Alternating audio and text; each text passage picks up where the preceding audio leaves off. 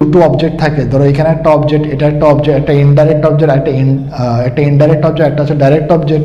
যদি direct object indirect object থাকে তাহলে কীভাবে আমরা ইনডাইরেক্ট অবজেক্টকে সামনে বসিয়ে পেসিভ করতে পারি, কীভাবে আমরা ডাইরেক্ট অবজেক্টকে সামনে বসিয়ে পেসিভে নিতে পারি, সেই বিষয়টা শিখতে পেরেছ।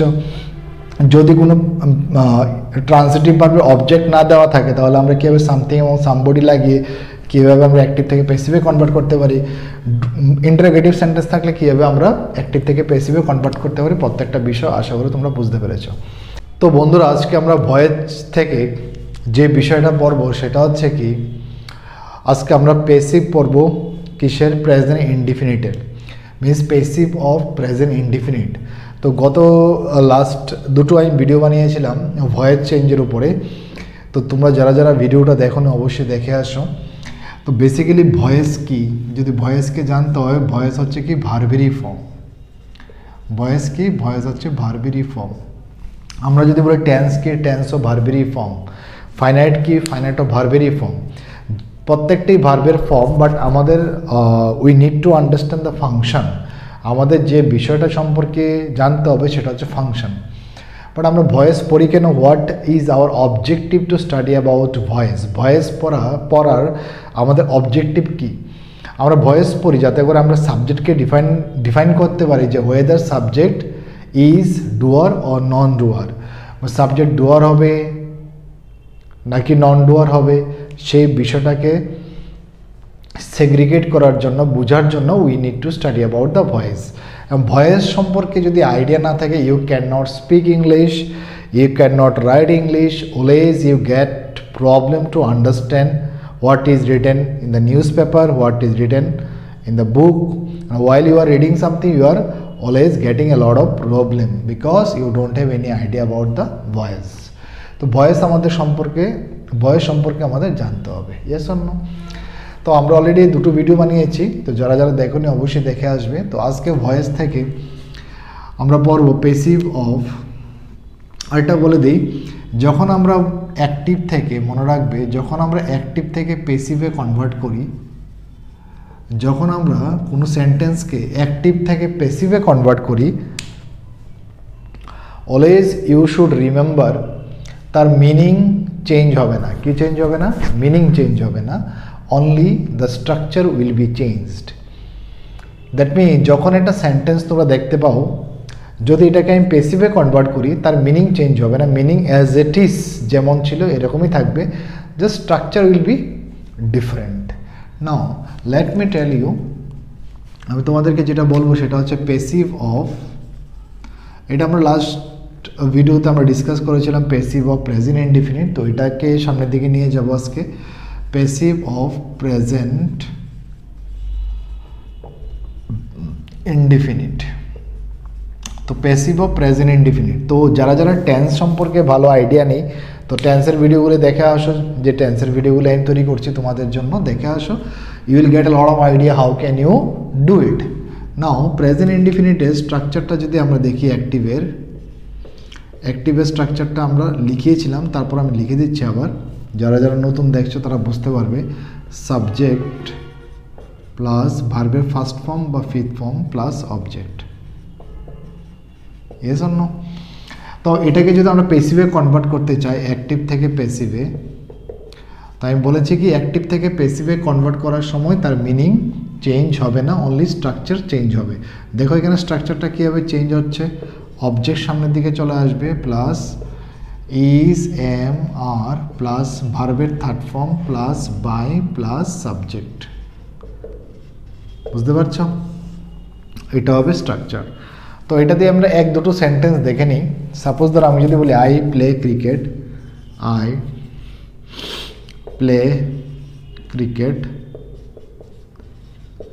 তো এটার মধ্যে সাবজেক্ট কোনটা বন্ধুরা? আই হচ্ছে সেন্টেন্সের সাবজেক্ট, প্লে হচ্ছে এখানে ট্রানজিটিভ ভার্ব, আর ক্রিকেট হচ্ছে এখানে অবজেক্ট। এবং গতকালকে আমি তোমাদেরকে বলেছিলাম যে transitive verb, intransitive verb, linking verb বিষয়টা কি। ট্রানজিটিভ ভার্বের কি থাকবে? অবজেক্ট থাকবে, এবং যে সকল ভার্বের অবজেক্ট থাকবে আমরা এটাকে একমাত্র অ্যাক্টিভ থেকে প্যাসিভে কনভার্ট করতে পারবো। ইনট্রানজিটিভ ভার্ব এবং লিঙ্কিং ভার্বকে আমরা অ্যাক্টিভ থেকে প্যাসিভে কনভার্ট করতে পারবো না। তো সেই বিষয়টা আমি লাস্ট ভিডিওতে ডিসকাস করেছি, তোমরা যারা যারা দেখুন দেখে আসো। তো এটা হচ্ছে ট্রানজিটিভ ভার্ব বা এটাকে মেন ভার্ব বললেও পারো, মেন ভার্ব। এখন এটা সামনের দিকে চলে যাবে, দ্যাট মিনস ক্রিকেট সামনের দিকে আসবে, তাহলে ক্রিকেট। তো ক্রিকেট কী হবে, is played, cricket is played by, এখানে আই আছে, আয়ের অবজেক্টিভ কেস কী হবে, মি, তাহলে cricket is played by me, এটা হবে অ্যান্সার। আরেকটা সেন্টেন্স লিখছি, হি ইটস রাইস। এখন এটাকে যদি আমরা কনভার্ট করি অ্যাক্টিভ থেকে প্যাসিভে, তাহলে কি হবে, রাইস সামনের দিকে চলে আসবে, রাইস ইজ হবে, কারণ আনকাউন্টেবল নাউন, ইয়েস অন্য, এটাও আনকাউন্টেবল নাউন, ক্রিকেট একটা আনকাউন্টেবল নাউন, এটাও আনকাউন্টেবল নাউন, তো রাইস ইজ বসবে।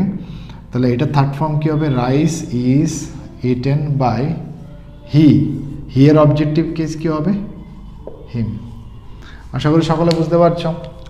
তো এখানের মধ্যে দেখো, এখানের মধ্যে অবজেক্ট কটা ছিল, এটা একটা অবজেক্ট, এটা একটা অবজেক্ট।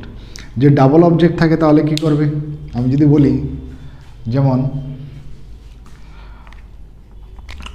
হি পেস মি মানি। আমরা গতকালকে এরকম একটা করেছিলাম, যারা যারা ভিডিওটা দেখোনি তারা অবশ্যই ভিডিওটা দেখে আসো, লাস্ট ভিডিওটা দেখবে, এটার মধ্যে আমি বুঝিয়েছিলাম এটা কি সেন্টেন্সের বন্ধুরা এটা কি সাবজেক্ট, এখানে পেস কি হচ্ছে, এখানে ট্রানজিটিভ ভার্ব, মি হচ্ছে এখানে অবজেক্ট, মানি কি এখানে, মানি হচ্ছে অবজেক্ট, এটা হচ্ছে ডাইরেক্ট অবজেক্ট, এটা হচ্ছে ইনডাইরেক্ট অবজেক্ট। এবং সেন্টেন্সের মধ্যে হোম দিয়ে যদি কোশ্চেন করি তাহলে ইনডাইরেক্ট অবজেক্ট পাবো, আর ডাইরেক্ট অবজেক্টকে আমরা কীভাবে পাবো, হোয়াট দিয়ে যদি প্রশ্ন করো তাহলে ডাইরেক্ট অবজেক্ট পাবে, আর হোম দিয়ে যদি প্রশ্ন করো তাহলে ইনডাইরেক্ট অবজেক্ট পাবে। তো এখন এখানে তো দুটো অবজেক্ট, তো আমি এখানে কি লিখেছি, অবজেক্ট লিখেছি। তো এখানে কিন্তু দুটো অবজেক্ট আছে, তো দুটো অবজেক্ট দিয়ে আমরা করতে পারি ইচ্ছে করলে, দ্যাট মিনস দুটো অবজেক্ট আছে, যে কোনো একটা অবজেক্টকে সামনের দিকে বসাবো, ঠিক আছে। প্রথম আমি ইনডাইরেক্টকে সামনের দিকে বসিয়ে করাচ্ছি, তারপর আমরা ডাইরেক্টকে সামনের দিকে বসাবো, ঠিক আছে। চলো আমরা এটাকে দিয়ে করছি। আমরা যদি এটাকে সামনের দিকে নিয়ে যাই তাহলে কি হবে, মি হচ্ছে অবজেক্টিভ ফর্ম, এটা সাবজেক্টিভ ফর্ম কি হবে, আই। তাহলে আয়ের সাথে কি বসবে, এম, কি বসবে বন্ধুরা, I am paid, page paid, তাহলে আই এম পেড মানি কি হবে, I am paid money by him, yes or no, I am paid money by, দেখো হি হবে, বাই হি তো হবে না, তো কারণ এটা তো কি, এটা হচ্ছে প্রেপোজিশন, আর প্রেপোজিশন পরে অবজেক্ট বসে, তো এখানে হিম হয়ে যাবে, হি এর অবজেক্টিভ ফর্ম কী হবে, হিম। তো এটা হচ্ছে আমরা ইনডাইরেক্ট অবজেক্টকে সামনের দিকে বসিয়ে আমরা করেছি। আমরা যদি ডাইরেক্ট অবজেক্টকে সামনের দিকে নিয়ে আসি তাহলে কী হবে, মানি হয়ে যাবে। তো মানি যেহেতু এটা আনকাউন্টেবল নাউন তার জন্য ইজ হবে, মানি ইজ পেড। এখানে দেখো মি রয়েছে, কি রয়েছে, মি, তো money is paid to me লাগাতে হবে, কি লাগাবে, টু লাগাতে হবে এখানে, money is paid to me, money is paid to me by him, কী হবে, বাই হিম। এতটুকু ডিফারেন্স। যদি তুমি ইনডাইরেক্টকে সামনের দিকে নিয়ে যাও তাহলে মানি লিখবে, টু বসাবে না কিছুই, বাট যদি এখানে তুমি ডাইরেক্ট অবজেক্টকে সামনের দিকে নিয়ে আসো তাহলে এখানে টু একটা বসাতে হয়। আশা করি এতটুকু পর্যন্ত বুঝতে পেরেছ। অনেক সময় অনেক সেন্টেন্স এরকমও থাকে, ধরো এরকম দিয়ে দেবে পরীক্ষার সময়, হি প্লিজ, হি প্লিজ। এখন এটাকে কীভাবে তুমি ডাইরেক্ট থেকে মিনস অ্যাক্টিভ থেকে কীভাবে প্যাসিভে কনভার্ট করবে, how can you convert it active to passive. যদি হি প্লেস দেওয়া আছে কিন্তু এটা তো অবজেক্ট নেই এখানে, যেহেতু অবজেক্ট নেই তো আমাদের এখানে ধরতে হবে বা আমাদের অ্যাজিউম করতে হবে যে অবজেক্ট এখানে আছে, ঠিক আছে। এবং আমরা এখানে হি প্লেস সামথিং, একটা কিছু না কিছু তো খেলে, হি প্লেস, প্লেয়ার তো হচ্ছে খেলা করা, তো সে কিছু না কিছু তো খেলবে, ইয়েস অর নো, যেহেতু কিছু না কিছু তো সে খেলবে, তার জন্য আমরা একটা ওয়ার্ড লাগাবো এখানে, সামথিং, কি লাগাবো, সামথিং, ঠিক আছে। সামথিং ইজ হবে, সামথিং ইজ কী হবে, প্লেড, তো something is played by him, এটা হবে কারেক্ট আনসার। আশা করি বুঝতে পারছো। তো সকালে এটা খাতার মধ্যে উঠিয়ে নাও। আরেকটা দিচ্ছি এরকম, হি স্কল্ডস, স্কল্ডস, মনে করো এরকম দিয়ে দিয়েছে হি স্কল্ডস। স্কল্ডটা তো হচ্ছে কাউকে বকাবকি করা, তো এখানে কাউকে তুমি বকাবকি করছো, তো কাউকে না কাউকে তো করবে, সামওয়ান আর সামবডি, কেউ না কাউকে তো আমরা কি বলি স্কল্ড করবো, ইয়েস অর নো। তার জন্য যেহেতু এখানে অবজেক্ট নিয়ে আমরা ধরে নেব এখানে somebody is scolded by him, somebody is scolded by him. আশা করি বুঝতে পেরেছ।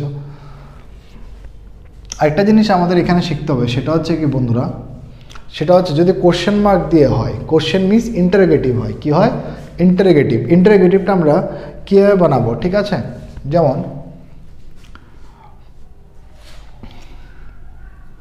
আমি যদি একটা সেন্টেন্স লিখি, দেখো যেমন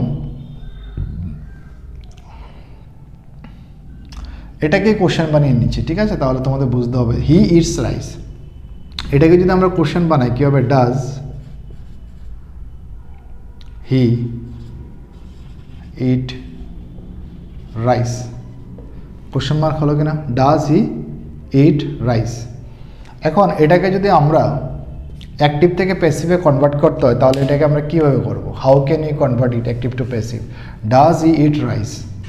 তাহলে এটাকে যদি আমরা প্যাসিভ থেকে অ্যাক্টিভ থেকে প্যাসিভে কনভার্ট করতে হয় তাহলে আমাদের লাস্টের ওয়ার্ডটা দেখতে হবে, লাস্টের ওয়ার্ডটা এখানে কি আছে, রাইস। যেহেতু রাইস আছে, রাইসটা কোথায় আসবে, সামনের দিকে চলে আসবে, ইয়েস অর নো। যেহেতু এখানে রাইস রয়েছে, রাইসটা কোথায় আসবে, ভেরি গুড।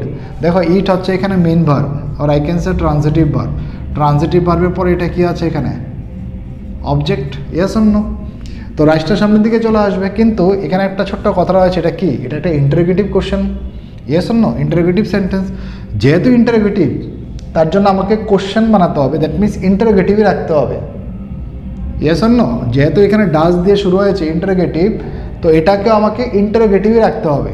তার জন্য রাইস যেহেতু একটা আনকাউন্টেবল নাউন, তার জন্য এটার আগে কী আসবে, ইজ, কী আসবে বন্ধুরা, ইজ রাইস, ইটের থার্ড ফর্ম কি, eaten, is rice eaten by he, হিয়ারটা কী হবে, হিম। আশা করি এতটুকু পর্যন্ত বুঝতে পেরেছ, is rice eaten by him. Next আরেকটা করছি,